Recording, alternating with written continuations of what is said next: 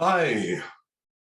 Well, thank you so much to everyone that joined me in this journey last night into this first series of meetups about how to communicate powerfully, pervasively, and purposefully using metaphor, anecdote, and stories.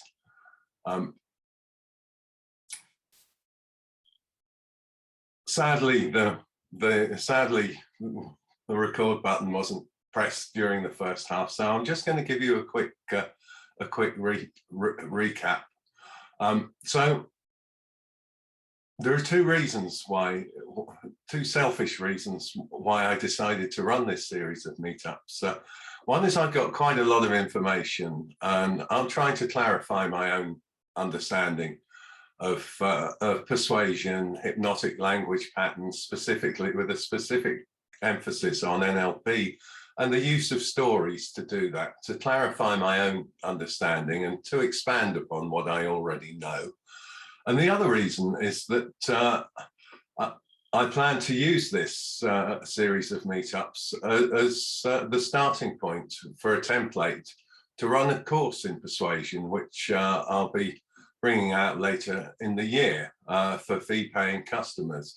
So just to recap, it's about communication using stories, and it's aimed specifically at anyone that's an agent of change, and that might be a hypnotherapist, it might be a life coach, it might be someone that teaches a spiritual discipline, such as yoga or Reiki or anything really. It could be a fitness coach. You're not going to get a lot out of this. And we're going to begin with talking about frames. We'll recap on frames. I think it's quite important that we get the concept, particularly of meta frames, that we're going to go through in a minute. And for those of you that are joining in that weren't able to attend the meeting last night, you're going to learn something very simple to use, which can have quite a profound impact on the way we communicate with others. And for those that want to continue with this, there'll be some homework, and that homework is going to be to create your own meta frame and get a rock solid idea of who you are, where you're going, how you want to communicate with people before you deliver your message. And so let's talk about frames a little bit. So what are frames? Frames really set up the boundaries of the communication that of how we interact with people, and they kind of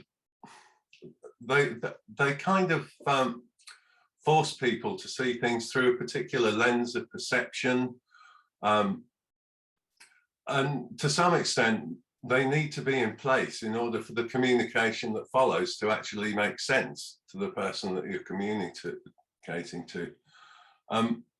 In the case of, especially in terms of metaframes, which we'll look at in a moment, there are a set of beliefs and assumptions that need to be in place, to be accepted as true, in order for the communication that follows inside those boundaries to actually make sense.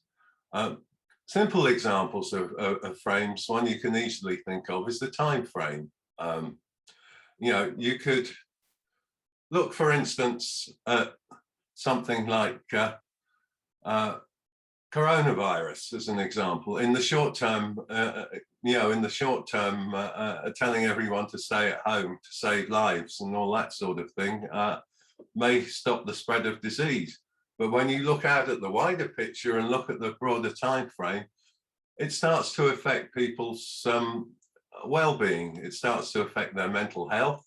It starts to affect their ability to earn money, and has a dramatic effect on the economy.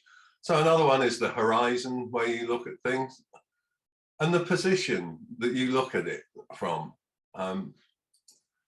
And this is an example of a frame.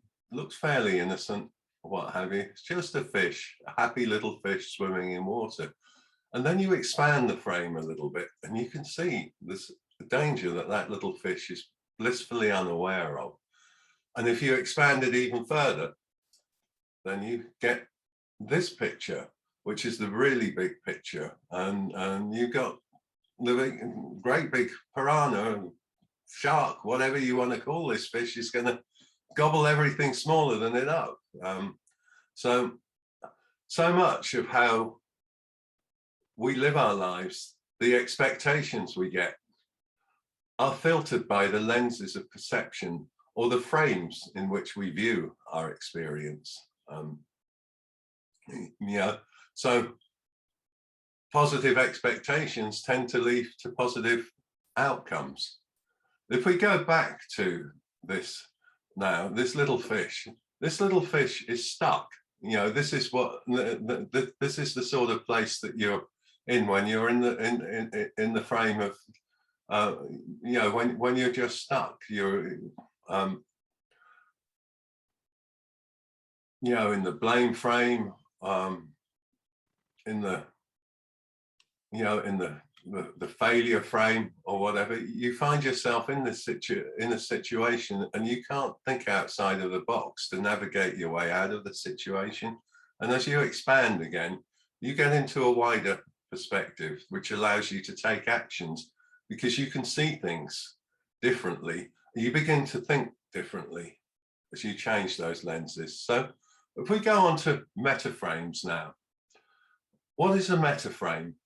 A metaframe is really, it's a state, it's what has to be in place to be true in order for the communication that you're going to make with someone to actually make sense and be valid. So it's a statement of intent, being, or identity. Who am I? What kind of person do I need to be in order to get what I want? How will I communicate with people? It's a set of attitudes and beliefs that pre-frame your communication with others. Now, it's not something that you would outwardly say to others, but it's a set of beliefs that comes within you that you believe to be true. And when you know that what you have to offer is powerful and it's valuable and useful to people, that will come across. If you hold that set of beliefs, that will come across when you communicate with people. You'll be able to communicate much more persuasively, pervasively, and powerfully, and they'll be more likely to accept what you say as being true. So before we even start with stories, I want you to get this idea of a metaframe, and I want you to develop your own statement of being from this. You can call it a statement of being, you can call it a metaframe, a persona, or an identity. It doesn't really matter, but you do need to have it.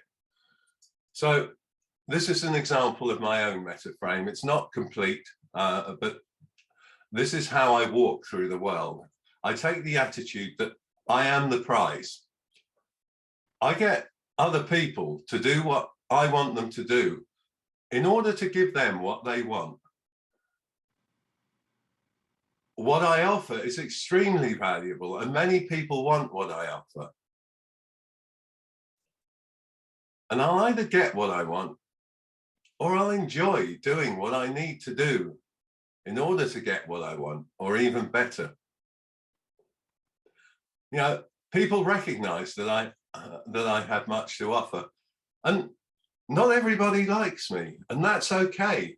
Not everyone's got good taste.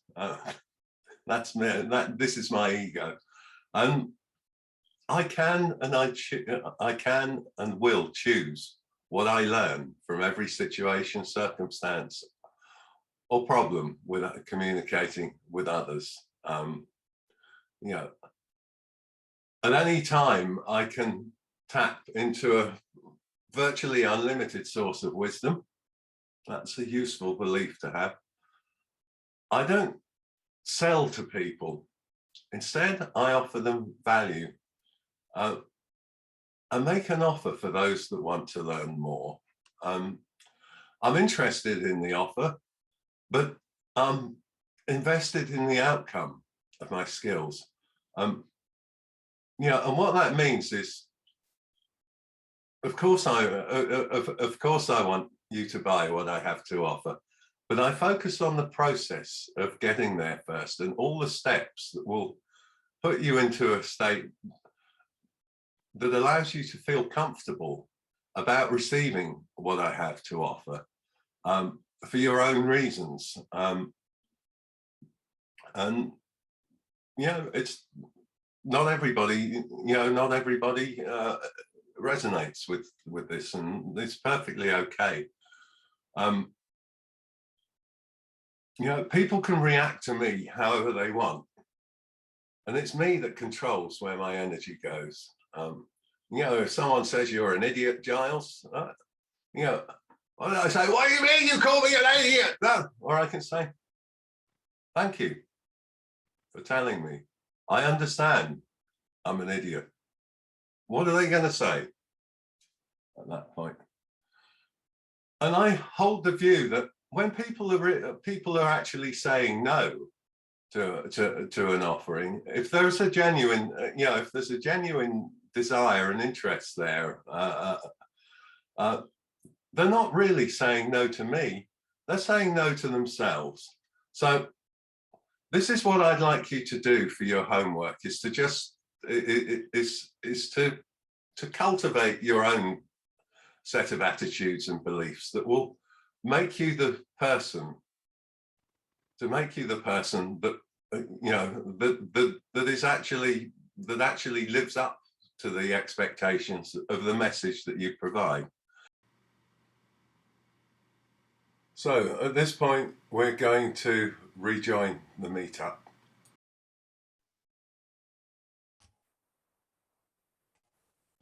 We're back, and Giles has disappeared. Look. Oh. He's found out where the record button is. That's good. Yeah. Let's unmute me. How do I turn my video on? You're doing really well, Giles. You're like a boss of this compared to what I can handle at the moment. I see your face now. You got it working. Hi. Hi. Yeah, I had some people in the room earlier, Giles, which I was doing some privacy protection, but they've left now, so I'm able to have the camera on. Okay, fair enough. My housemates were picking some things up from the living room and what have you, so I was like, okay, just put the camera on quiet while they're here. Okay, so what? Here we go. Here come the other two. Welcome back. Hey, so Hey. so what did we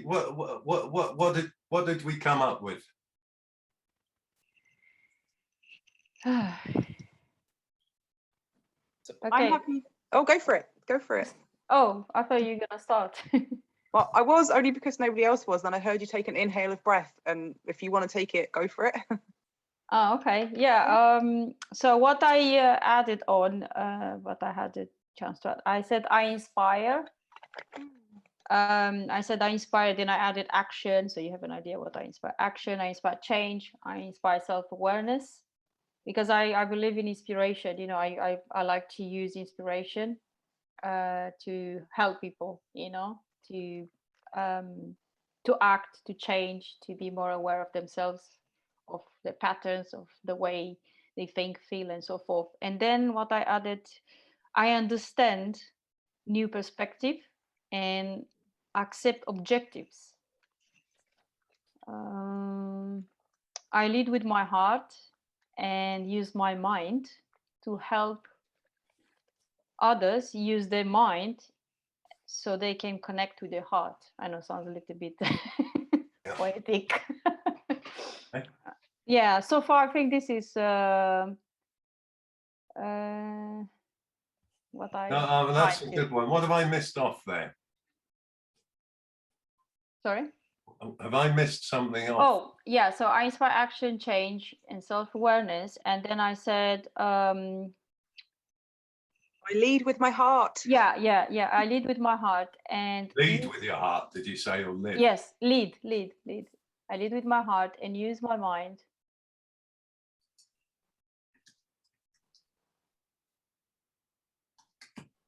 Okay. Right, is that everything? Let's get that. So you said you had something that you wanted to put in, Anna. I have. It's a bit of a work in progress, but it feels really, really congruent and resonates strongly with me. It's my work will be useful to some people, and as long as I am being authentic and congruent, these people will find me and my work. Let's put that down. Let's go that a bit slower because I can't Okay. type that fast. My My work will be useful to some people. Yep. And as long as I am being authentic and congruent,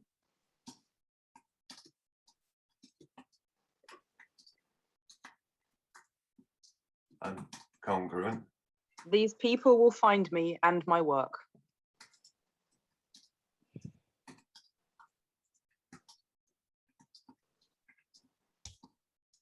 That's a great one. That is. Did you just come up with that in the room, or is this a belief that you've been holding for some time? Well, when you were sharing your frames, I remembered past beautiful conversations we've had, and this is what emerged out of my response to kind of, if I thought in those terms, what comes out for me? What's my personal expression of that? Yeah. That frame, and that just came out. Yeah, it's kind of like, I guess it's probably something I've been thinking and feeling into for a while, enough for it to have been really close to the surface to be called upon. I mean, that's really good. That's really powerful. If you can hold that belief, and so if you can be congruent, so much the better with that. The thing about these meta frames is they don't even have to be true. You just have to act as if they were true in order to make them true, if you know what I mean. And then people will by default fall into your frame with that. So, Joanne, did you come up with anything in your statement? Yeah, as someone who's trying to get away from being perfectionist and just shift myself from that frame. What I'm saying, I mean, my new frame is, or my meta frame is, I allow things to be. It's as simple as that.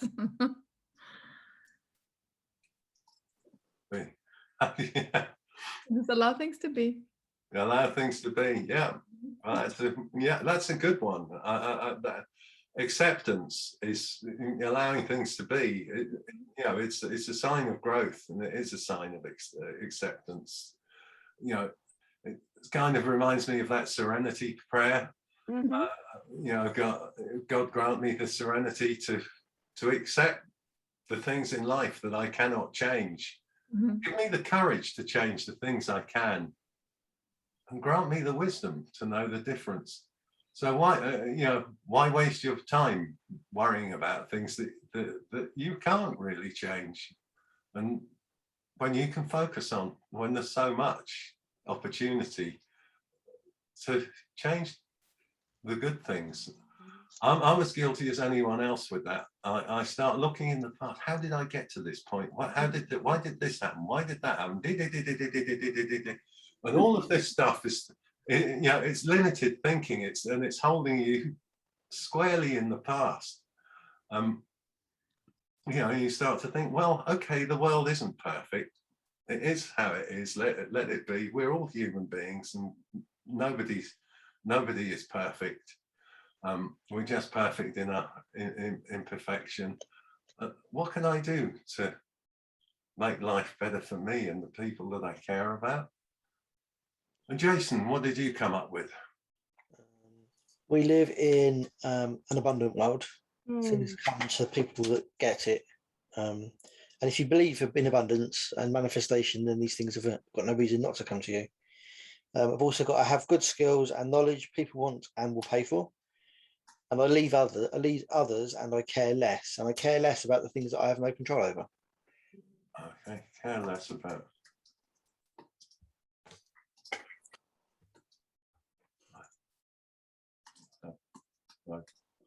Control. And the other thing was about the skills. What did you say? I have good skills and knowledge that people want and will pay for.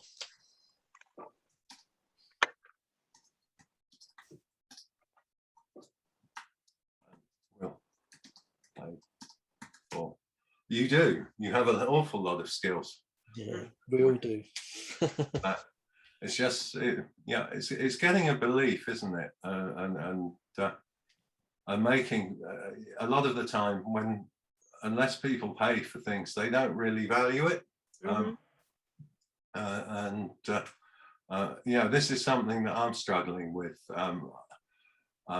This is a little, it's clearly not ready to go out there into the world. I don't have the experience, but at some point I will be, turning this into a fee-paying course for people. Yeah.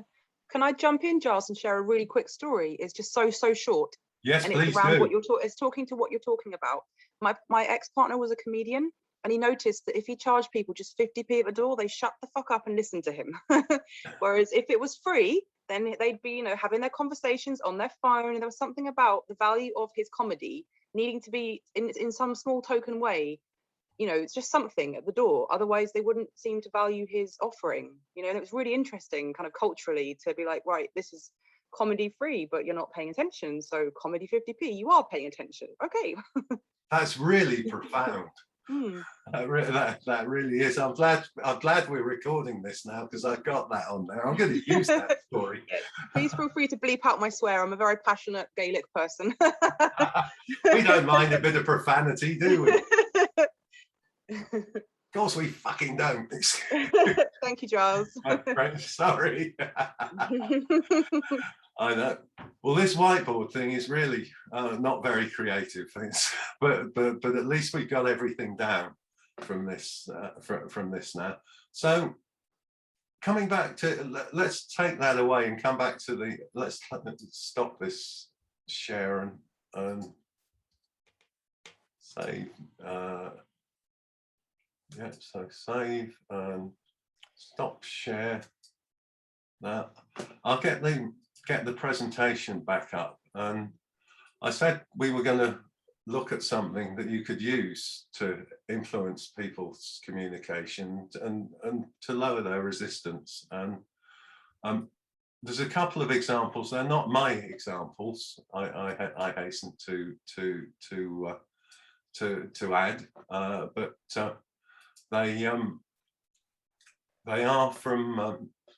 they are quite good examples.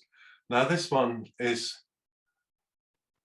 where where a man's got a daughter, and she's a little bit rebellious, and he doesn't really quite know how to get through to her, and they argue and they fight a lot together, and she feels that he's picking on her.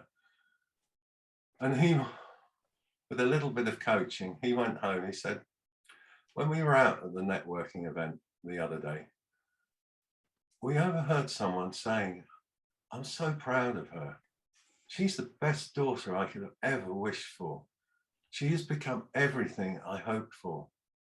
And the other person replies, yes, maybe we didn't say it often enough. Maybe we thought she would just know it. And it instantly reminded me of just how lucky I am to have such a lovely daughter as you.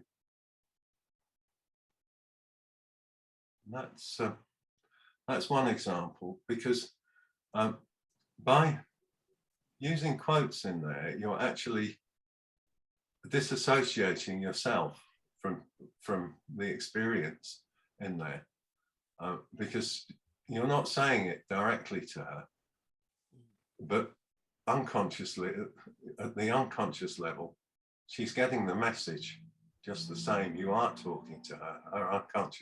Her unconscious realizes that you're speaking directly to her with that with that remark, and she has no conscious resistance to that whatsoever, because as soon as you start telling a story about someone else, basically any critical evaluation just goes. You have to suspend disbelief.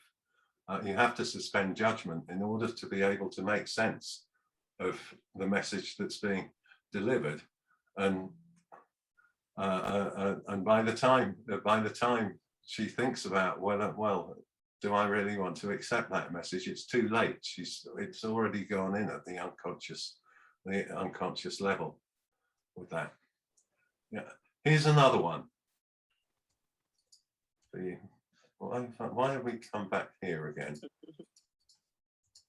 That's a backtrack frame, Giles. It looks like it, doesn't it? And I've got this.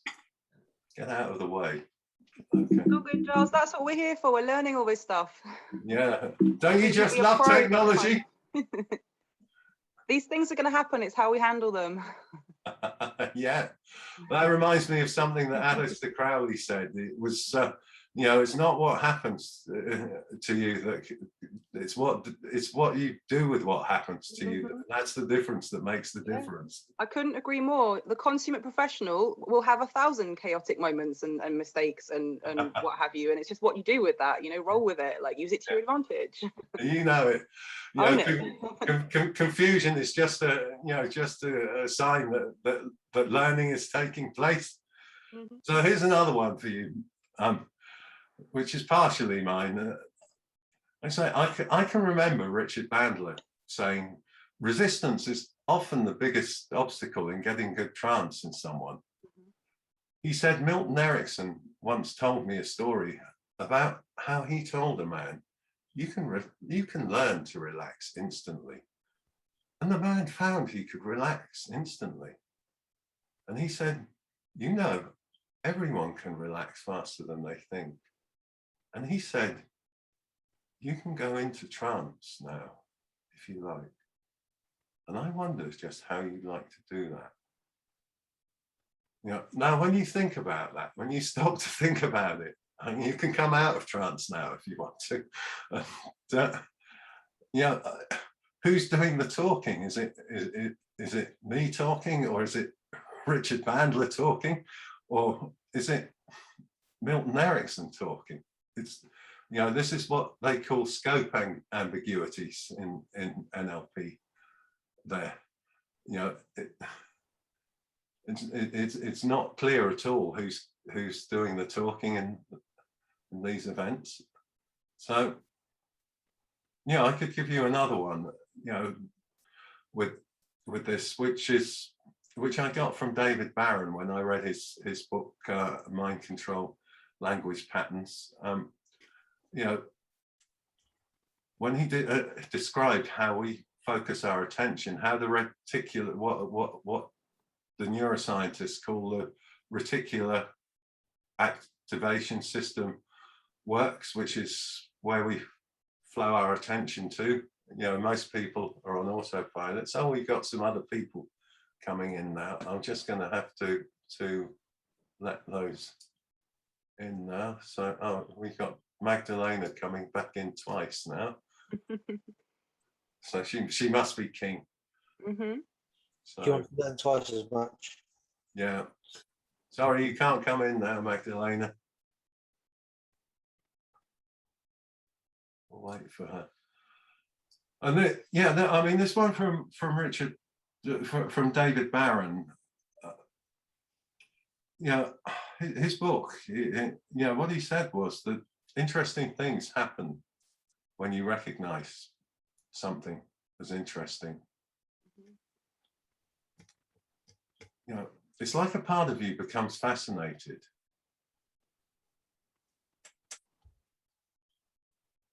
And it kind of locks into whatever you're paying attention to whatever you're focusing on. You know, when it comes alive, it's almost like you close off all of your awareness of the world around you. And there's just this one thing that commands all your attention. You know, and you can't ignore it. And as much as you try to turn away, it just draws you closer. You know, when you have a clear idea of what's important and you focus on it, there's another part that comes along and just takes everything that's not important and just pushes it away. And that's that's an example of how you might describe the process of fascination. the situation, but by distancing yourself from there, it's not about you. You're not telling the person directly. How many of you are familiar with the states of association and dissociation in NLP?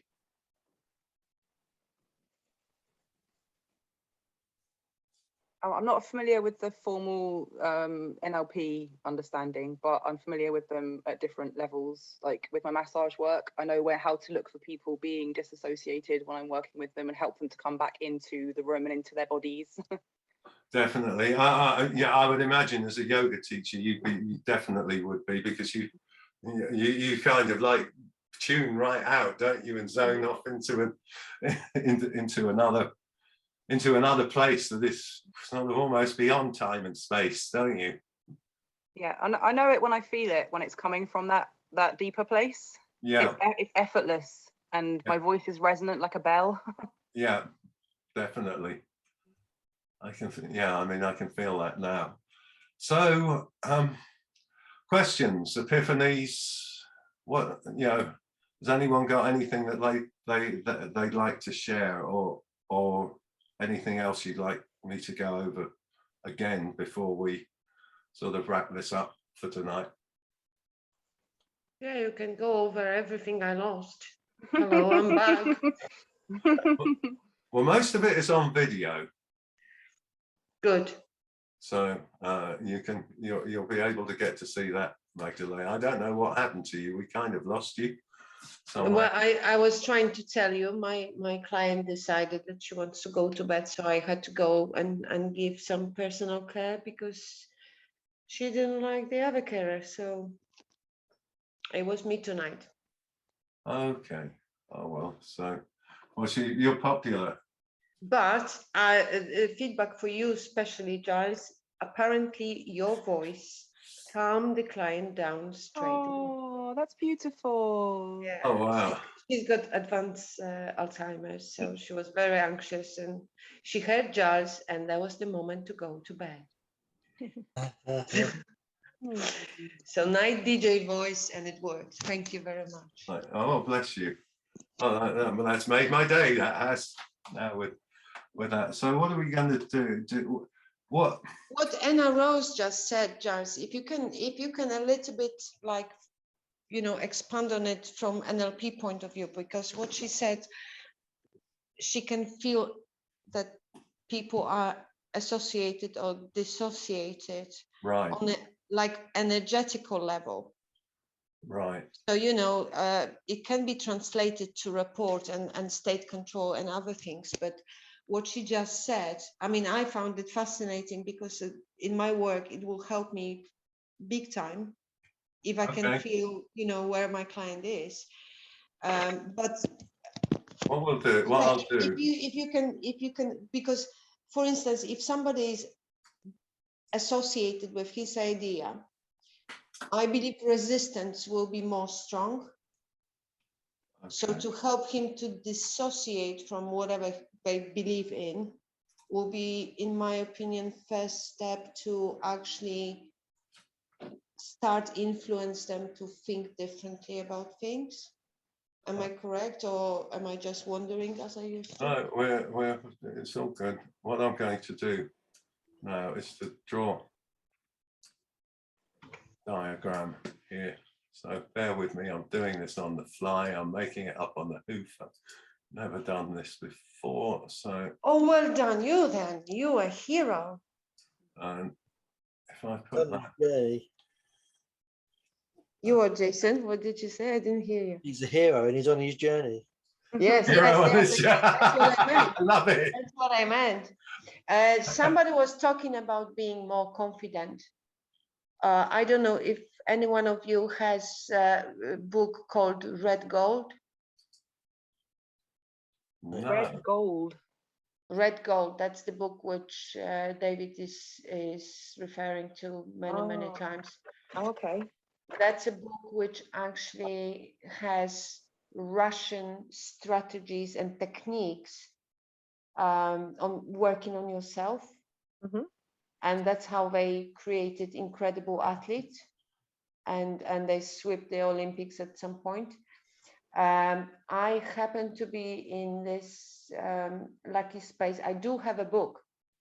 I bought it. I didn't have time to read it, but my idea, when one of the girls was saying, I would like to be more confident when I'm talking about my work, and I believe if you will sit with yourself and just imagine yourself, you know, you are an expert.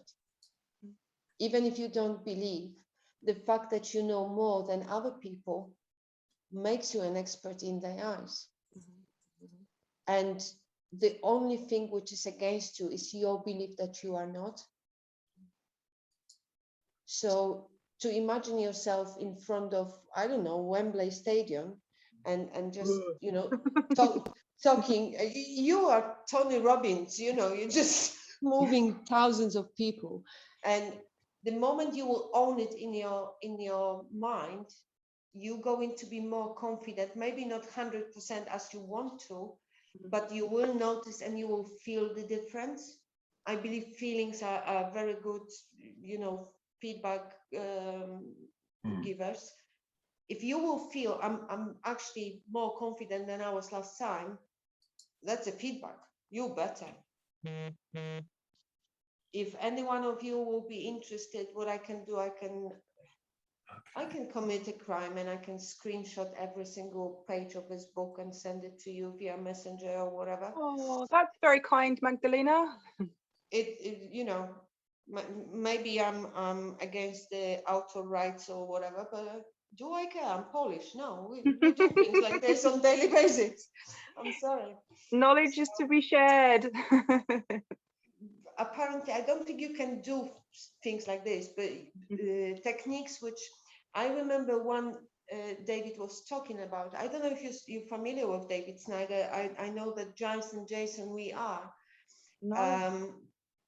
Okay, so that's the guy who is doing magic on YouTube and on his page. But the technique is like, for instance, if you will sit a person and they will listen to Beethoven, imagining in their mind that they're playing the piano, moving their fingers in the air, within 3 or 4 days, they will be playing the piano.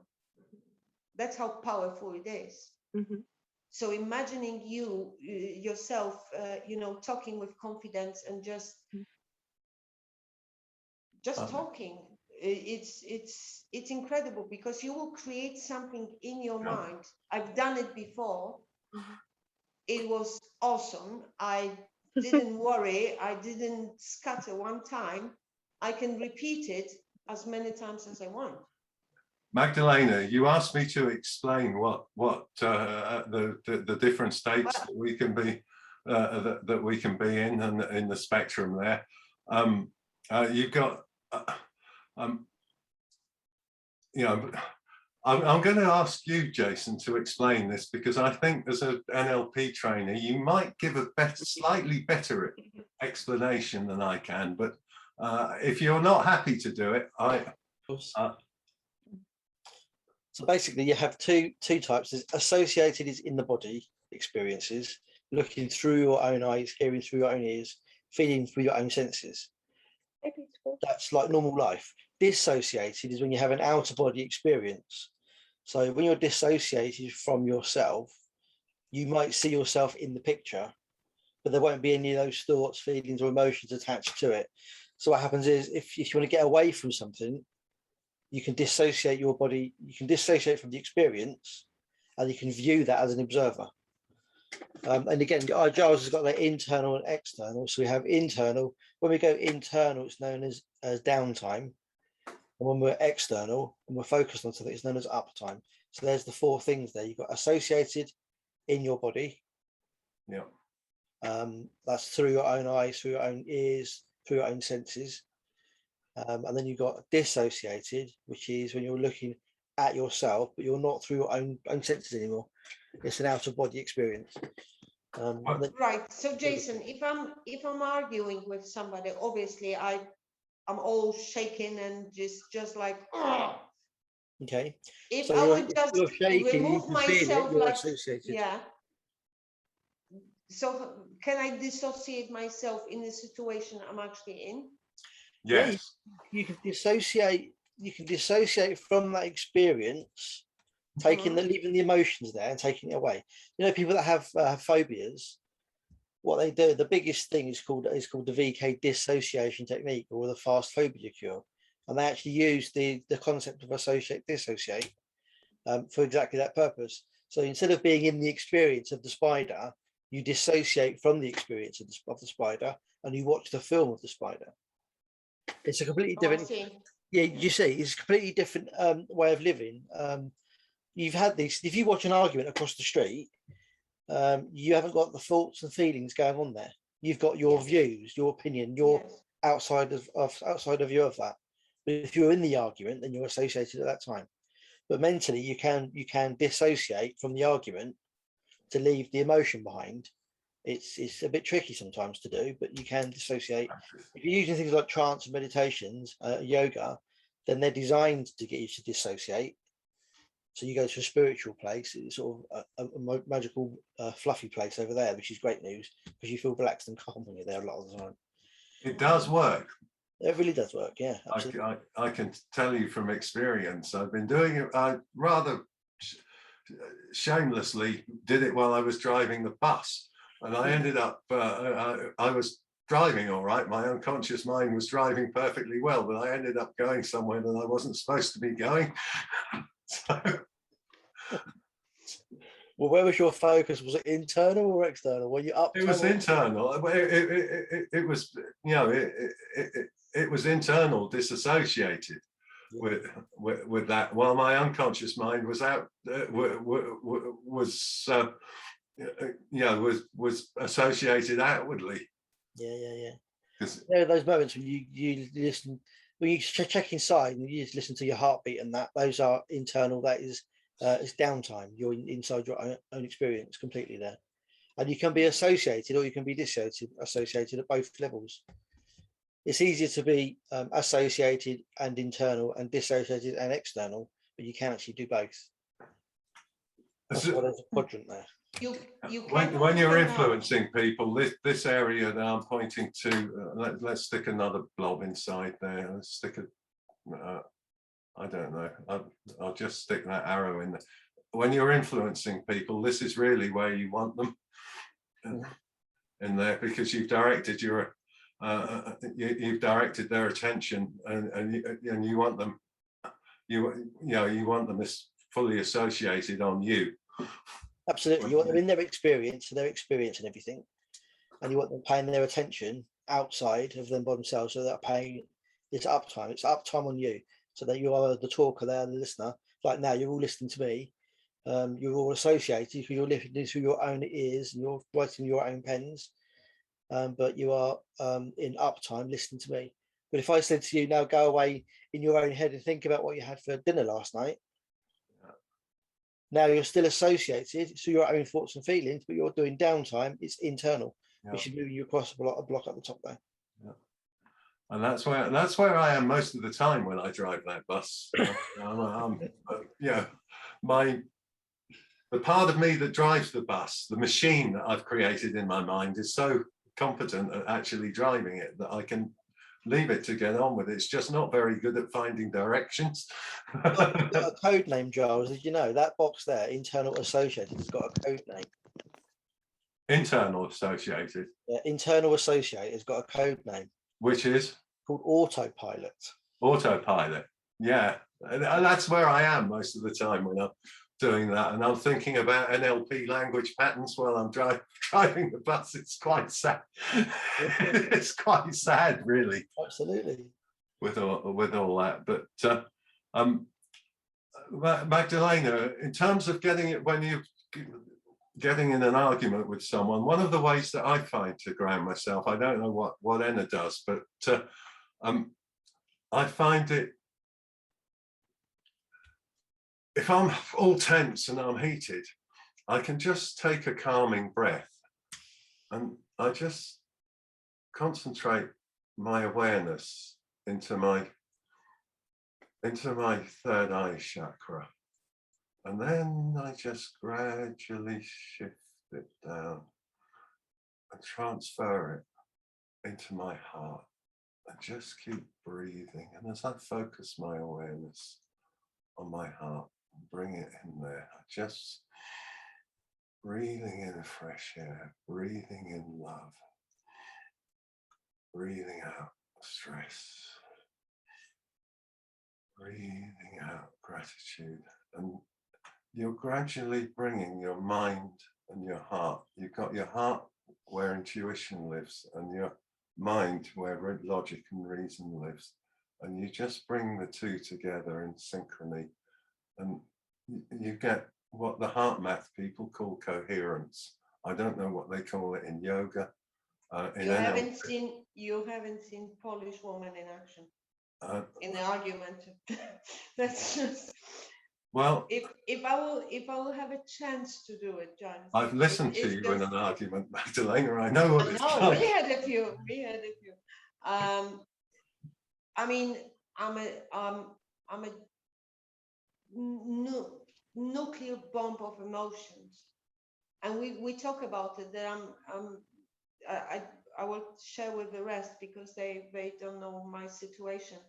If I'm working with different girls with different carers, it usually is a difference of approaching a client. I have completely different approach, and that drives them bonkers. So it's usually bullying, it's usually arguments, it's two women going, I'm right and you're wrong.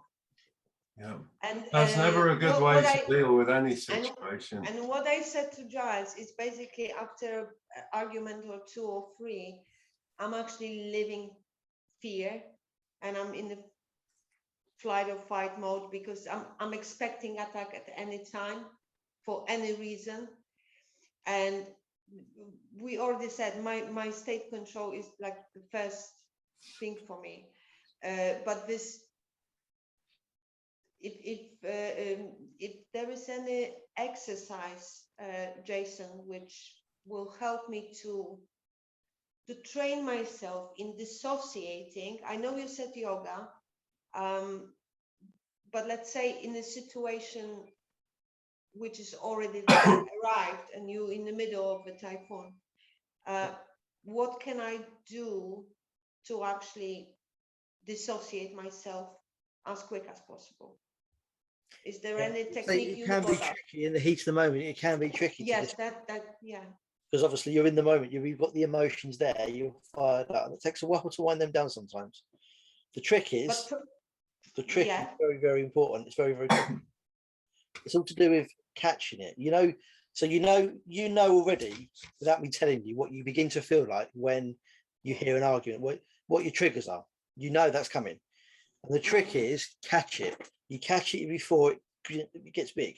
So if you have a little match, set fire to the match, goes out. Mm-hmm. If you set fire to the match and leave it for 20 minutes, you've got a raging fire going off. Yeah. Now, if you can catch it quick enough, catch the sensations before they become feelings and before they become emotions, if you can catch it at the time you just notice it, it's called internal awareness. When you catch that, it's all to do with emotional intelligence, sensory acuity internally. If you can catch it quick enough, you have choice.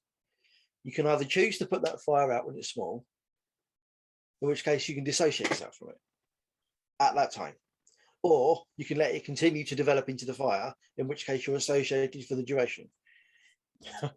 So yeah, catch it quickly. Right. Okay. Practice. Yeah, the word awareness is the key word for me. Yes. Just absolutely. Did you manage to cover? Was it micro stories, Giles? We know micro stories. We can look into those at a later date. What we covered, and I'll just go back for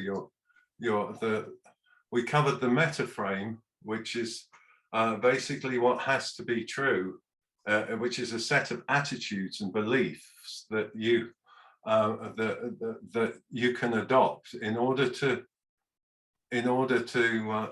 make your message more powerful when you believe it. And this is a statement that is personal to you. It's not something that you would, it's nothing to do with the brand, your brand, or how you perceive yourself to the outside world. This is a set of values and beliefs that make you who you are.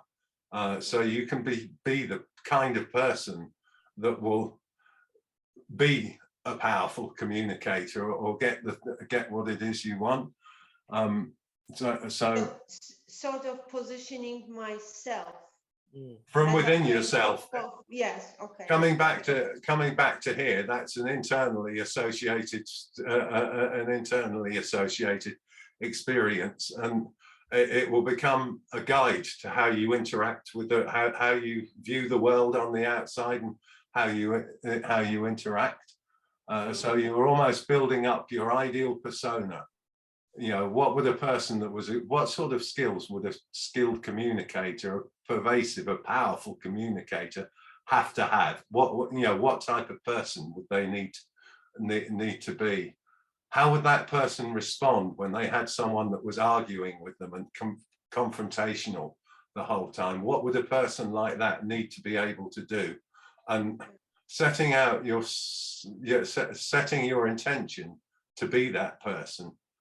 You don't even need to believe those things are true about you, but all you have to do is to act as if they were true, and over time you will become that person that you're trying to be. So we went through that.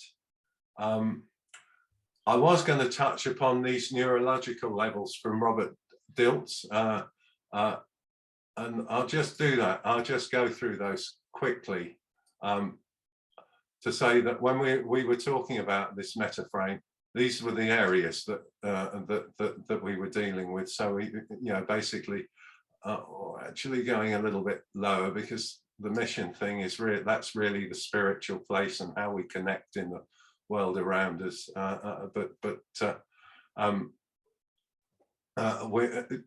meta frame is coming at the level of identity and beliefs and values there in this, and that influences our capabilities and our behaviors further down the line. And then we looked at how to influence people with extended quotes. So when you're saying something to someone, when you want to deliver someone a message, so in this example, a guy wants to tell his daughter how proud he is of her and how much he loves her, but he's too embarrassed to tell her because he knows she's a little bit of a rebel and all that sort of thing. He said, when we were out at a networking event the other day, we just overheard someone saying, "I'm so proud of her. She's the best daughter I could have ever wished for. She's become everything I hoped for." And the other person replies, "Yes, maybe we didn't say it often enough. Maybe we thought she would just know it." And so he's given her the message, consciously it's just a story, but unconsciously there's a message there to his daughter, how much he loves her, but he said it without actually saying it. Yeah. The next example. Your thing, Charles, the slay of mouth. One of the girls said, about the beliefs about money, because our beliefs are creating our reality, don't they? So yes, the reality we exist is stitched together by the fabric of our beliefs. So I know you did some work on yourself with slay of mouth. What would you say? How can one work on this kind of limiting beliefs? Just changing the wording, doing the slave, basically, right? So, well, I'll give you you've just got to go through and you've got to reframe all the beliefs. Yes, instead of saying money is dirty, even if you heard it all your life, you can say something different, which is, you can say you agree with it. It's nothing you like subconsciously say, no, this I cannot accept it. It's acceptable. And then by repeating this new statement, you making the other one disappear. You You're gradually allowing the money to be part of your life and be okay with it because it's not dirty. You know, a good reframe that I've found for money is this. I often used to say money was bad, money was dirty, money is the root of all these things you've heard so many millions of times before.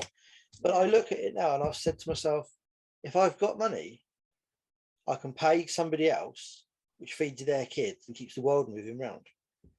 Yeah, and how can that be evil? You can't connect. No, Absolutely not. really can't. You know, and the other one, money goes on tree, grows. Money doesn't grow on trees. Well, it's a good job you're not a tree. But they fall from the sky. Yeah. Um, That's a useful belief to have. Yeah. That's what I do. Because they do, in a way or the other, they do, trust me. Yeah, I liked Magdalena's subtle differentiation though between when we're reframing it must be things we can believe. I wouldn't be able to believe that money can grow on trees, but I would be able to believe that my money was out there making an influence in other people's lives. That would be acceptable to me. I'd be able to allow that, if you see what I mean. So it's about finding the language that's personally that you can allow. yes, acceptable to you. Yes, Definitely. yes. That's why you If have to think attack about it. Is So it many Emma? different. Yeah, for instance, you making money, you know, time is money. It means you go to work and you earn your money. My mom used to say to me and my sister, there is no such a thing like job which is degrading job. The only degrading thing is to steal from people. Mhm. And this is dirty money. Mhm. When you steal it, when it shouldn't be yours, you took it away from somebody who rightfully earned it and had it. As long as you don't do it, your money is not dirty. Right on. Thank you, Magdalena. Very helpful. So yeah. So it seems like we need to do another one around limiting beliefs about money at some point. Yes, please, Giles. Yeah. we can buddy up and cheer each other on.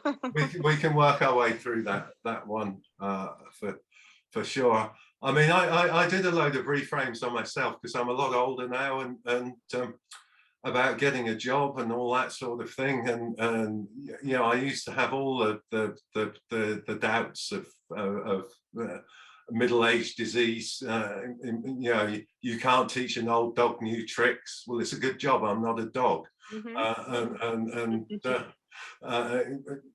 Yeah, you're too old to you're too old to get a good job.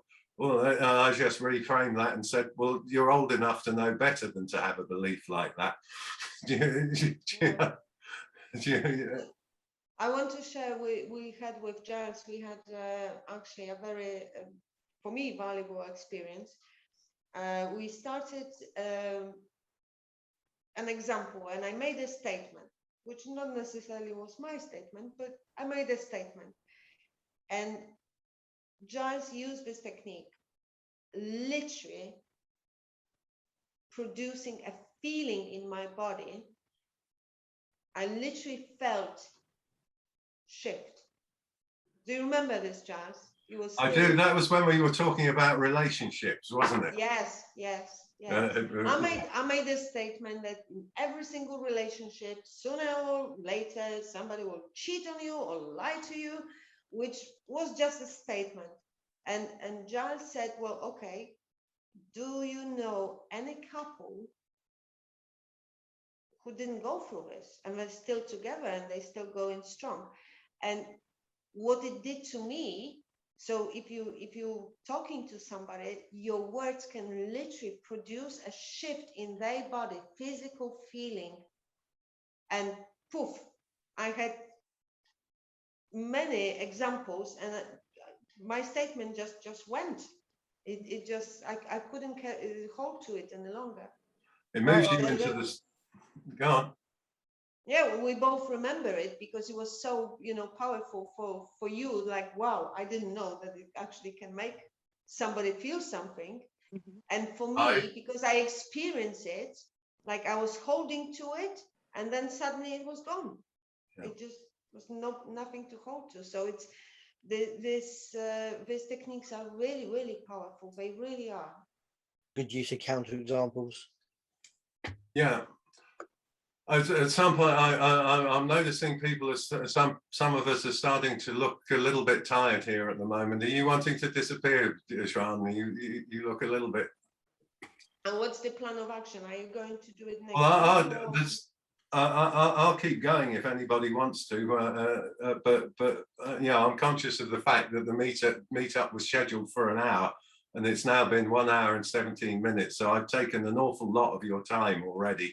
I don't really want to be taking liberties. Maybe we could do some wrap up or something to bring the session to an end, and sort of like assess who's interested in doing this again, because I'm interested in doing this again. I am. Yeah. Who else is? Yeah. How would you feel about a later time next week? This is kind of optimal for me. So the 7:30 time is kind of optimal, but 8 would be okay. 8 would be okay. 8, yeah, it works.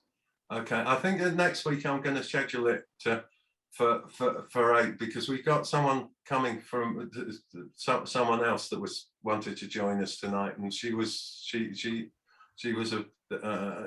a bit concerned about joining halfway through the I know why you don't want it any later, Anna. How is John, by the way? He's very well, thank you. Yeah, good. Winding down after a long day of work, kicking ass. Yes, send him my regards, won't you? But, thank you. But yeah, we can and is Tuesday a good day? It's a great day for me to do. Tuesdays are really good for me, Giles. Yeah. Yep. Fantastic. Well, let's schedule a meetup again for next week.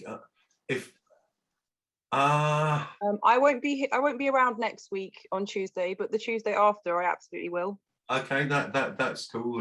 That's cool as well. I'm going to keep this running now, because there's something that tells me about consistency. In doing this. It's quite important to me. And listen to your instincts, Giles. Always. Always, definitely. And if anyone's got anything specific that they would like to bring up, because we don't have to teach this in any particular order. Like I said, I'm doing this to consolidate what I already know, and there's loads of stuff out there. You know, like I said, if there's this much to learn, we've covered not even that much tonight. We made a good start. Yeah, that's what it matters. We started, you know. We made a good start. We showed up. Definitely. Was this useful to you? Yes. Yes, very much so. I have 2 pages of really inspiring notes and a new connection. Hello, Jean. Yeah. Totally worthwhile. Reach for me on Facebook, and not a problem. I will always answer the message. I'm not always on Facebook because I'm working all the time, obviously. But yeah, you can. I believe through Giles, you can see, you know, and you can reach for me, and we can. Do we finish off with some kind of a hypnosis or something? Does anyone want to be? Yes, please. Yeah. Yes, please. We're going to relax, are we? So. Why don't we? Are you going to make us money magnets? Yeah, no, we are already. We're already money. We are already. So, I think I want to do a dual thing here with Jason with this. So maybe I'll begin to lead them into trance or whatever, and take them to a point, and we can both put some positive suggestions in there. So yeah, I have to go into trance, and you know, but you could pretend. And if you were to pretend to go into trance, I'm wondering what it would be like to just close your eyes. Take a slow, deep breath. Hold it in for a count of 3, 2, 1. Let it out with a sigh. Each and every breath you take, more relaxed. with each and every word I say, relaxing you more and more. Any sounds other than the sound of my voice will not disturb you in any way. They're simply a sign of why you're here, and allow you to go to trance even deeper and follow my instructions even easier. Deeper and deeper and deeper. Still feeling so good, relaxing every cell, every tissue, every organ, every part of your life, relaxing you more and more, all the way down to the basement of relaxation.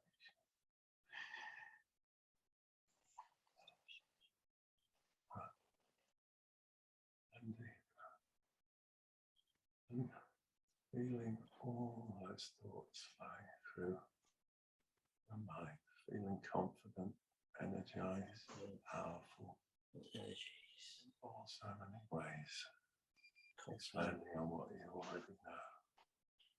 Allowing those thoughts to drift and float and drift effortlessly all over your body, from the top of your head to the soles of your feet and beyond, filling the whole room, from wall to wall and from floor to ceiling, with all positive energies, removing any negativity, replacing it instead with your favorite, the very favorite positivity you can ever imagine, and allowing those positive feelings to manifest and double in strength, power, strength, confidence, and relaxation as you do whatever you need to do now to drift deeper down. In a moment, not just yet, but in a moment, I want you to notice the natural beating of your heart and the gentle rise and fall of your chest with your breath as you breathe in and out at a speed that's right for you now. That's right, drifting and floating down even further.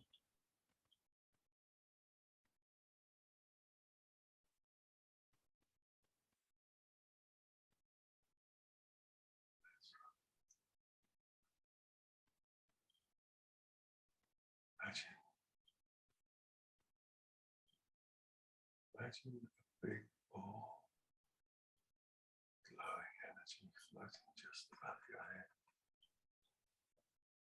Notice how the feelings in your body begin to shift as that big ball of energy begins to grow, begins to expand, begins to fill the entire room from wall to wall, from floor to ceiling, and all parts in between.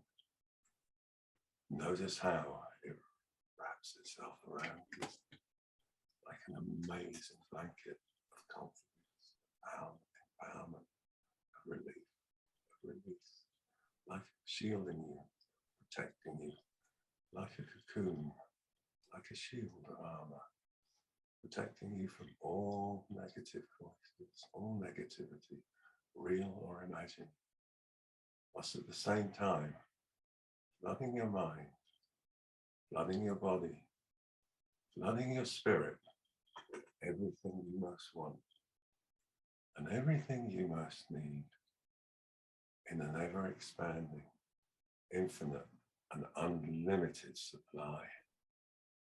And when you know you've got that, breathe in that magical color. Let it fill up your entire being, like water fills a bottle, like fluid fills a test tube, and like hot air fills a balloon. Anchor it in so fully, so completely, that no force in the universe could turn it off or take it away. Not even you. And a moment ago, we were talking about association and dissociation. The thing to do is imagine in front of your screen, facing now a big screen, and on that screen, you can draw a picture of yourself. And notice how you look in this picture. Notice what's going on around you. I want you to notice you behaving how you want to behave in the future and acting how you want to act in specific situations, maybe involving money or finances or customers or happiness, whatever it is for you. Just see yourself behaving exactly the way you want to, as if looking up to a hero or a leader, somebody you really admire, watching and learning how they do what they do.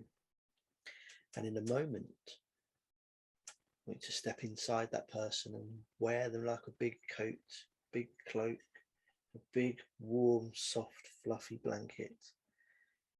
I'm going to count from 3 to 1. And on 1, you can step inside yourself and feel that energy rushing through your whole body as you begin to experience all of those senses, sights and feelings.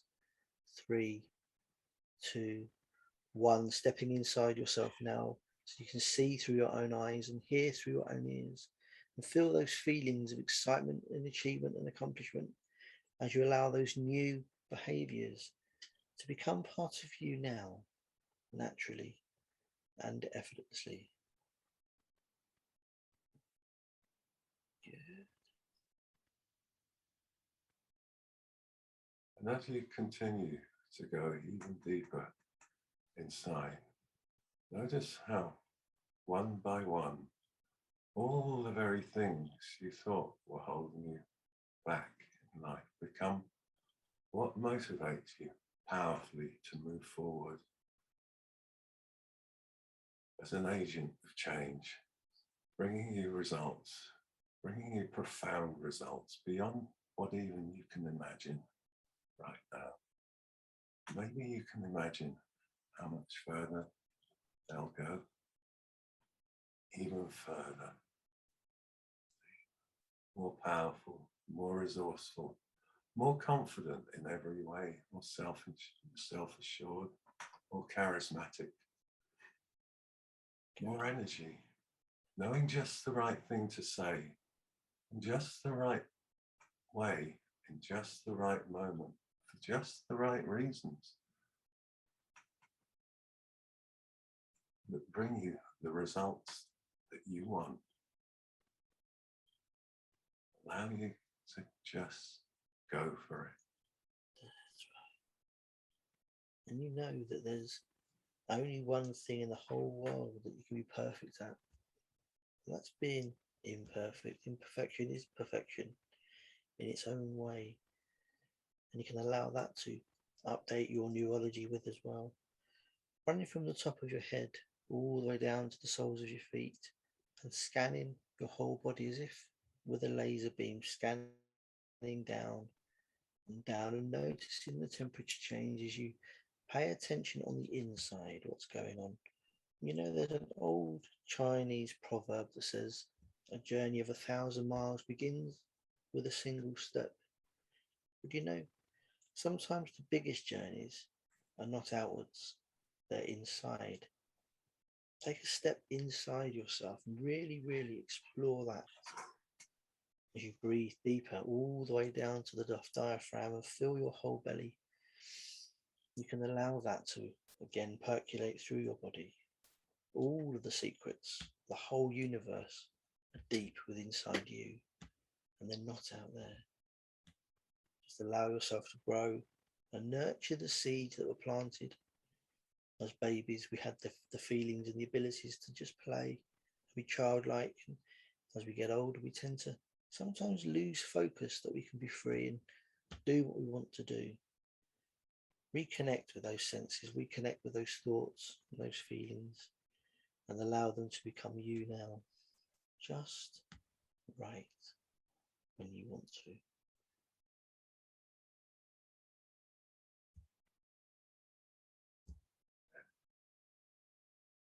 And better still. And the best part about it is from now on, as long as you're breathing, it only gets better.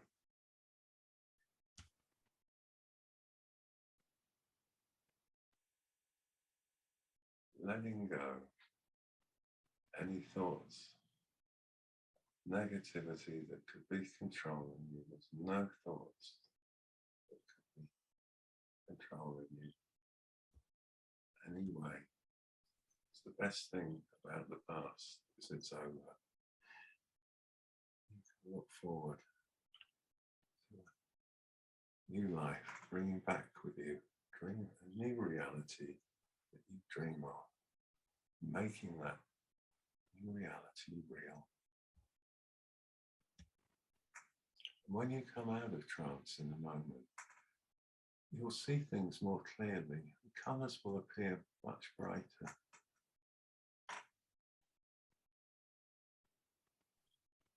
So in a moment, I'm going to count from 1 to 5, and on 5, you can come back into this version of reality, bringing with you the newly upgraded version of yourself into this version of reality. Because by now you should all be feeling wonderful and relaxed, to be free of any limiting beliefs and worries and any concerns, to have the excitement, the motivation and the drive to achieve whatever you want to achieve in your life. Because there's always 3 solutions to any problem in your world. Your unconscious mind will always choose 3 solutions just for you. And because this is for you to achieve what you need to achieve at any time, now and in the future and beyond. And before I reach the final count in our number sequence, only at the rate and speed that your whole neurology has updated itself and everything is fired up and working right, the blueprints are redrawn, the phone charged is updated, whatever it is for you to fit your model of the world, your map, allow it all to be fully tested and working. Can you come back into this reality as we reach the final count of 5? And you can feel alive and ready to thrive and take all the time you need now to come back into the room. Now.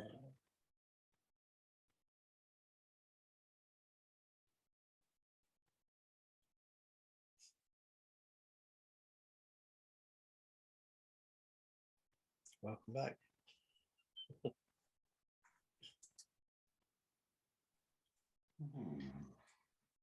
It's nice, thank you. 8, yeah.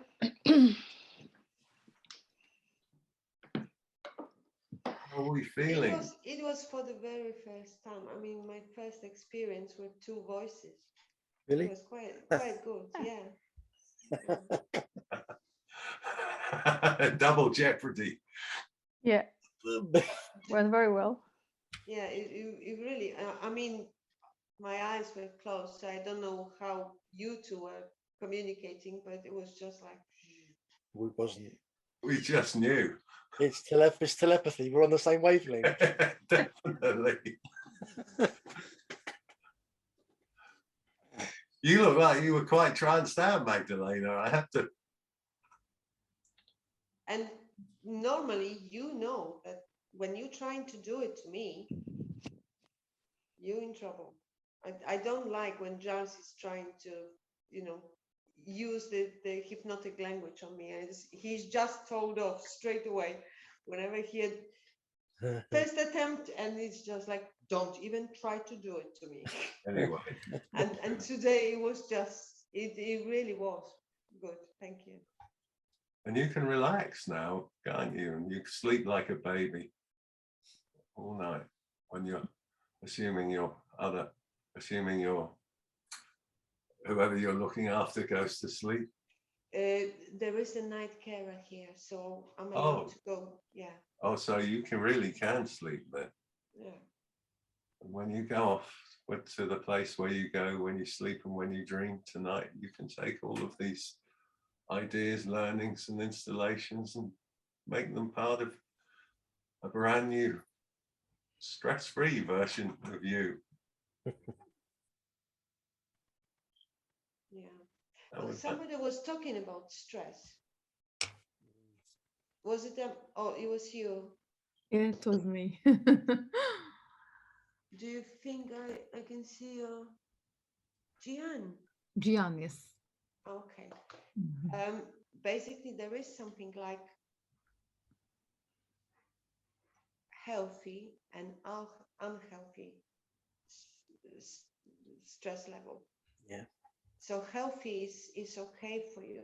It's basically, you know, Jason used the word which is the key to everything: awareness. Mhm. Because when you're aware that you're starting to have this icky feeling inside, Mhm. and if you will control it, just like he said to me, then as long as you control it, it's, you know, you can do whatever you want. It's unhealthy level of stress, which is, we can even develop dementia, but I'm not going to go there. But healthy level of stress is motivating, and it's just this reframing we were talking about different occasions. It's just to understand this is actually helping me. It makes me aware that there are things I have to pay attention to. Mhm. Yeah. If you stress before the exam, you're more stressed when you didn't do your job and you're not prepared for the exam. But if you read every single book you're supposed to, you memorize everything you had to, are you so stressed? You might be stressed, but the level is lower. Mhm. You know, I'm ready, I'm prepared. They can ask me, I might not be 100% perfect, but I know the answer. Yeah. Yeah. You know If the you're answer. if you're not prepared, then you're panicking. Oh God, exam today, I'm not ready. And that's unhealthy.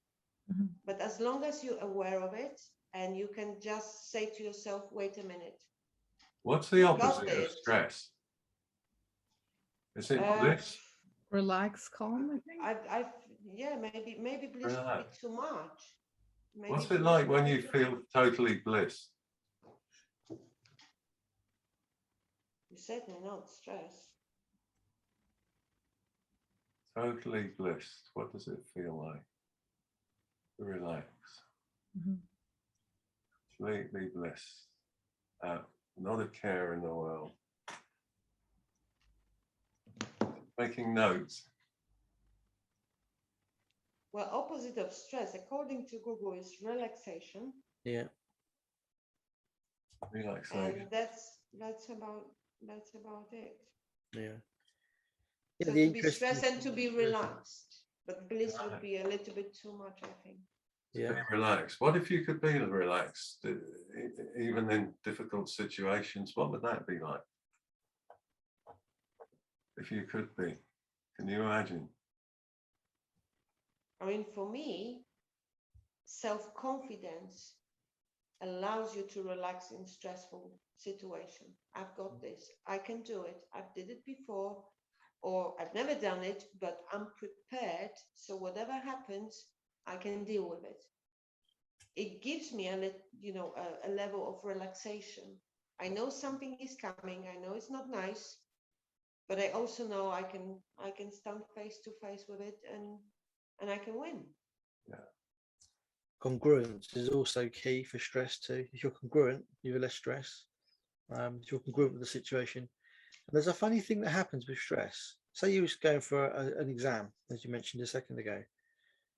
What happens after the exam? Where's the stress gone? Fear.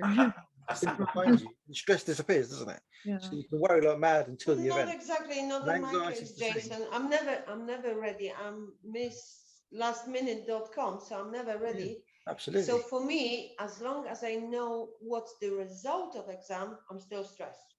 Yeah. But it's not as much, is it? It's just the moment when sometimes it's I'm doing this training and I have to, like, every month I have to submit an assignment and I'm super stressed. Mhm. Super stressed until I get the message back, you passed, this is the next module. I'm stressed for like 2 days non-stop. Well, you could reframe So- that. What's the worst thing that would happen if you were to fail, and then Funny- reframe funny- that funny- when you're going to pass. I was thinking that I failed like a few times and I was super stressed. Mhm. And last module, something else happened. And I'm talking about it because you mentioned congruent. I thought I reached my limit. I just cannot understand how to make this, how to write this assignment. It's beyond my, English, beyond my intelligence, beyond my everything. And then what if it wasn't? Literally 2 days before the date, I know how to do it. And I did it my way. I was so absolutely sure that this is the way to do it. I cannot do it the other way. There's no other option for me. If he is not going, my mentor, if he's not going to accept it, I don't give a flying duck. Whatever happens, that's the way it comes straight from my core. That's truth about me, what I believe. And if he is not happy with it, buzz off. I don't need this training at all. Absolutely. And the level of stress, 0. I was, he answered 2 days later and he said, that's the best job. That's your best work, up to date, simply fantastic, brilliant. And I'm like, hey, but I've done it. This self-confidence was there. Yeah. I just knew this is me. Every single letter, every single dot, every single comma is in the right place. That's how I want it. That's the end of story. Excellent. If it's not acceptable, then that's not for me. And this self-confidence and congruency, because I really, really believed in every single thing I said. Yeah. Just, there was no stress. It didn't even appear. There you go. That's your tip. So, That's your tip for next time, isn't it? You know what to do. Yeah. Model it again. Yeah. High five, by the way. That's good. Oh. Where Yeah. did Giles disappear to? Probably he went to the loo. Yeah, he probably did. So have you found this, guys? Have you found this useful today? This stuff we've covered. No, I'm so sorry. I had to take a break for cleaning bottoms, but yeah, You found it useful. That's good. it is. I mean, I can see it working. Yeah, you yeah. know, Absolutely. I really do. And I know you are in NLP most, like Giles is master. Yeah. I believe you are too. He's a teacher. I'm a trainer. Yeah. I'm a master practitioner. Oh, are you? Too. Yeah. Okay. You're master practitioner, then you can do trainer. So I've done trainer too. So But one more course how to do go, you Martha. train people? Do you do something you somewhere south, near London or somewhere? I'm over near Kent. I'm actually over in Okay, yeah. Kent. So I use venues over this way if I can. I might look at doing one in London. Where are you? I'm in Hull, in Yorkshire. You're in East Riding Yorkshire. of Yorkshire. Yeah. Absolutely right there. I did my trainer's course in Yorkshire. Oh wow. Yeah. When? Where? I did it in 2019. Yeah, good course, loved it. 20-day course though, massive course, hard work. Wow. But do you mean NLP or do you mean hypnosis? NLP course. NLP course. Yeah. Okay. Yeah, I've done a couple of courses with David Snyder, hypnosis wise. Met Giles on one of them. Or was it two of them? Can't remember. They just merged into one big mess. I know.